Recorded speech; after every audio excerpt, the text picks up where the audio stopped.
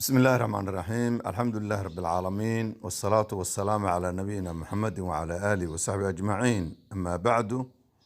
الحديث 249 عن عبد الله بن عمرو بن العاص رضي الله عنهما أن رسول الله صلى الله عليه وسلم قال: الصيام والقرآن يشفعان للعبد يوم القيامة. يقول الصيام: أي رب إني منعته الطعام والشهوات بالنهار فشفعني فيه. ويقول القرآن: رب منعته النوم بالليل فشفعني فيه. فيشفعان. رواه أحمد والطبراني والحديث صحيح. إخوة الإسلام والإيمان، ما أنت تاريخ الإسلام كي تهي لبي توانكي بشي سقالات رمضان سنة تكون 440 يكو إسلام مركانا وافقسان shantii bishii shanaad sanadka 2020 waxaanu ku jiray mawaadiicdii ama axaadiistii aanu ramadaanka iyo fadaaishiisa aan u khasisnay qaybtiisii fadaa'ish ramadaanka qaybo badan baan kaga hadalay, fadaaishiisa aan ka hadalay, waxyaabaha aan jabinin baan ka hadalay, dadka asxaabul acdaarka ah oo ramadaanka loo ogol yahay inay afuraan ama raashin bixiyaan ama qadeeyaan baanu ka hadalay. uu qaybo badan yahay ramadaanku, kolba marka wixii Ilaahay naga karsiyaan ka hadlayna. hadda waxaanu ku jiray fadaaishiisii. xadiidkan xadiidkii ka horreeyay shalay darsigeena waxaan qaadanay ciqaabta uu mudan hayo qofka ramadaan asagoo cudurdaari waxba lahayn iska afuro. laba qaybood bay isugu jiraan: inuuba soobinba bishii ramadaan waa ciqaab buu mudan hayaa, iyo inuu intuu soomo afurkii markuu afurayo uusan xaqiiqsanin inay waqtiga afurkii la gaadhay.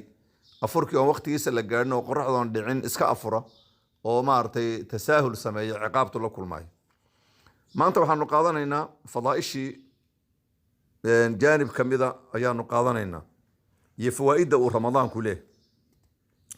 cabdullah bin camr bin caas xadiidkan waxaa soo saaray imaam axmed kitaabkiisa musnadka iyo tabaraani mucjam alkabiir, xaakim mustadrakiisa, bayhaqi shucab aliimaan iyo keyrkood. sheekh albanina wuu saxiixinayaa saxiixu jaamic sagiir iyo saxiixu tarkiib watari labaduba. وصحيح جامع الصغير رقم كحديث وياي 7882 ترغيب ما صحيح ترغيبنا وسقال بقول 804. لكن حديثك ومتكلم فيه علماء يا مارتي ضعفي كل شيء، لكن حديثك سيده راجع وحديث صحيح. نبي عليه الصلاة والسلام أسوكها الله يفضلك صيامك صونك له لبا أرموت وصونك الله له أيو نبي وكهد الله صونك يا قرآن labadoodaas faa'iidada ay leeyihiin. wuxuu nabigu yidhi calayhi salaatu wasalaam: assiyaamu soonka iyo walqur'aanu qur'aanka yashfacaani waxay u shafaaca qaadaan lilcabdi addoonka yowma alqiyaamati, maalinka qiyaamada soonka iyo qur'aanku addoonka ayay u shafaaca qaadaan. cabdi baa la sheegay, amadana waa lamid wey, bimacnaa rag iyo dumarba wey. muxuu dhihi marka: yaquulu siyaamu soonkii baa hadlay oo wuxuu dhihi: ay rabbi rabbigayow, إني أنا منعته وأن أدي ذا كان الطعام عنتدي وشهواتي شهوات كيسي وحو تشعلا أما مارتي قال مدي سريركي وحي لميتك بالنهار مالك فشفعني فيه. الله إيقا أقبل شفاعة أنو شفاعة قاضي الله إيقا أقبل. ويقول القرآن قرآن كبا تاوى ويقول القرآن قرآن كبا وحوله: ربي يا ربي ربك يوم منعته وأن أدي ذي النوم هردو بالليل هبينك وصيحه هبينك بان هردده وديدي عاود صلاة الليل بتكنا يا انو اخرنا يا قران فشفعني فيه. الله ايغا شفاعه اقبل شفاعه اذا انو قاضي فيشفعان ولا اقبلها يا شفاعه فيشفعان يشفعان marka shafaacadoodii ayaa la aqbali weeyaan. fayushafacaan waa laga shafaaca aqbalaya. ikhwata al-islaam wal iimaan, markaan fadaaisha aanu ka tagna dhinaca kale faa'iidada aanu dhihi karaa iyo fadaa'il isku jirtaba, nabiga calayhi salaatu wasalaam xadiidkan wuxuu noogu caddeeyey soonka iyo qur'aanku waa min acmaali saalixaat bay ka mid yihiin, acmaasha saalixa qofku samaynayay ka mid yihiin. labadoodaas si geesaana wuxuu nabigu u baraarujiyey soonka iyo qur'aanku inay saaxiibkoodii u shafaaca qaadayaan qiyaamada. labaduba way hadlahayaanoo soonkiiba wuxuu dhihi: rabbiyow, markuu adduunka joogay cuntadii iyo shahawaadkiisii baan maalinkii u diiday. cuntada uu cuni lahaa iyo cabitaan iyo waxaasoo dhan iyo shahawaadkiisii oo reerkiisii maartay u bannaanaa iyo wixii kale maladaadkiisa iyo wixii u macaanaa oo shahawaadkiisa u jeclaa iyo wixii dhammaan maalinkii u diiday ee ilaahayow iga aqbal shafaacadan iyo ergadan aan wado quraankeena wuxuu leeyahay aniguna waxaan u diiday habeenkii hurdaan u diiday hurdadii baan anna habeen oo dhan u diiday oo way akhrinayo qiyaamul layl ayuu igu tukan jiray ilaahu anna iga aqbal fayushaffacaani khulaasadii iyo nuxurka xadiidkan waxaa su'aal ka imanaysa soonku waa shay macnawi ah marka iyo quraanku way hadlayaan waa hadda labaduba hadal baa ka muuqda meesha ala xaqiiqatihi ma ku fasirayna in la awla ma banaano ilaahayna awood buu leeyahay in allaha maartay in allaha qaadirun ala kulli shay kasta ilaahay subhanahu wa ta'ala in allaha ala kulli shay'in qadir shay kasta awood buu leeyahay inuu sidiisa marka maartay uu soo doono ka dhigo idan soonku inuu istaago jasad loo yeelo oo qof hadlaya laga dhigo oo uu hadlo quraanku inuu hadlo ilaahay waxba lama oo idan qiyaamada bay soo istaagay inuu hadlayaan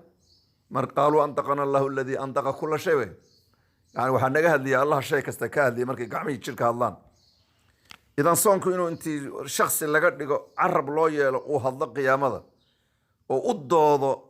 qofkii maartay soomi jiray quraanka inta carab loo yeelo shakhsi laga dhigo uu dhow uu hadlo oo u doodo qofkii akhriyi jiray baan labaduba xadiidka ka qaadanay ilaahayna waxba lama waxa su'aal iman markaa quraanka iyo soonku inay quraanka iyo soonku inay shafaaca qaadayaan waan ogaanay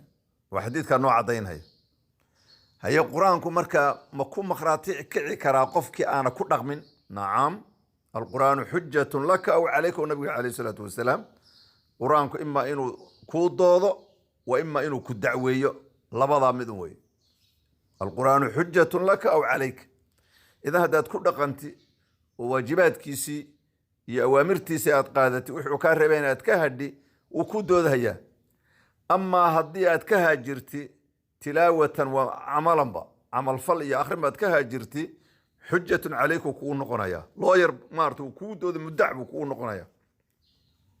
idan ikhwati fillah bisha barakaysan ku jiro soonka iyo quraanka si ilaahay subhanahu wa ta'ala ehelkii u shafaaca qaadayaan ilaahay uu noogu daro anu soonka iyo quraanka aan ilaalin soonka la ilaaliyo yuusan noqonin oo kaliyo inaanu ka soomayno cuntadii iyo cabitaanka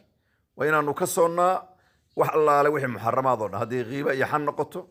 iyo hadii indhaha ay noqdaan iyo hadii dhaguhu noqdaan iyo intuba inaan ka soonno ayaa loo baahan yahay oo iska ilaalin xumaatada wanaagoo dhan aan u saciyeeno oo ku dadaalo quraan akhriskana habeen iyo maalin ba aanu badino ilaahayna subhanahu wa ta'ala waxaan weydiisanaynaa inuu naga dhigo maartay kuwa ay u shafaaca qaadayaan quraanka iyo soonka u shafaaca qaadayaan fadaaisha soonku way farabadan ma wada koobi karo waxa kamida inuu nabigu alayhi salatu wasalaam as-siyamu junnatun wa huwa hisnun min husunil mu'minin ayuu nabigu alayhi salatu wasalaam soonku waa gaashaan way waana darbi iyo maanic min husunil mu'min qofka mu'minka xusuntiisa iyo maarta xawaajistiisa iyo mawaanicda naarta ka ilaalinayso kamid yahay sidoo kale wuxuu nabigu alayhi salatu wasalaam الصيام جنة من النار صنك وقاشان أيو صاحب كيسا النار تغيهي كجنة أحدكم من القتال سيدا أحد كين قاشانك ودقالك إسغدقو انتبا الصيام جنة وحسن حسين من النار آد بأفر بدنيهين ماركتي صنك فضائشيسا يوحيابها كسو أروري لما كوبكر إذن ما أنت كو أكيننا فضائش أنو كهد ليني حديث كاس أن ما أنتكوا كاننا كدي وحنو جد بين جوانب تكله وحيابها برية يفوائد تكله ورمضان كله هي يوحي لقى فائدة سنة يعني إن شاء الله تعالى وجد بيننا هالمرة حديثه كعلن هي الحديث 200